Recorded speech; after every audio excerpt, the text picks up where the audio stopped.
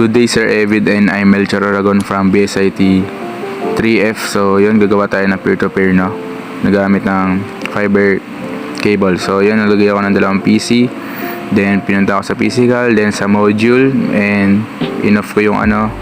So then may inanggal ako dyan, tapos pinalitan ko ng FGE. So yun, sa gigabyte na sa internet, para rin sa ano, sa fiber optic cable. So yun, pumunta na ako sa ano, sa desktop, then nilagay ako ng IP address and subnet.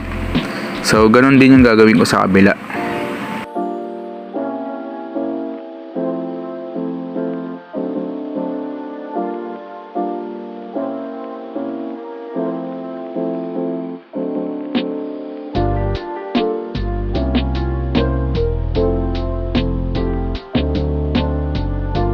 Once na nalagyan lahat, no, so pumunta tayo sa connection, then piliin natin yung fiber optic cable, then kakabit natin sa gigabyte niya.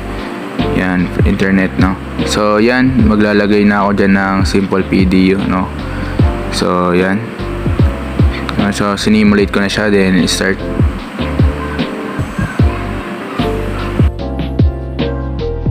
So mapapansin nyo, babalik yan sa pinakaunang PC, no. So mag-check yan, bali parang dalawa na nagay ko dyan. So, tignan natin.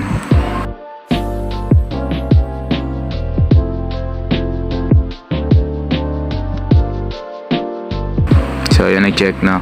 Once na nag-check na yun, pupunta tayo sa ano, sa isang PC na sa may command prompt, no. So, i-call natin si ano, si PC2. So, yan, nag-IP config ako para nagkamali pa nga ata ako dyan. So yun, nag-IP config ako, din naglagay ako ulit ng IP config yan. So ilalagay ko yung ano, yung first na PC, no, ilalagay ko yung IP address niya, no. So yan, nakikita niyo, no. So ilalagay natin yung isang PC, no, para matawag natin siya. So once na natawag yan, lumabas yung ping niya, goods na yun. Yan, goods na yan.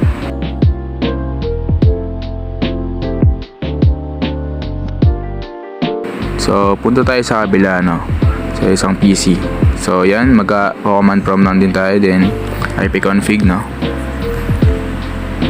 para malaman natin yung IP address ng pangalawang PC. So yan, so 0.2, no. So doon lalagay natin yung isang PC, pinakauna, IP address niya. So 0.1.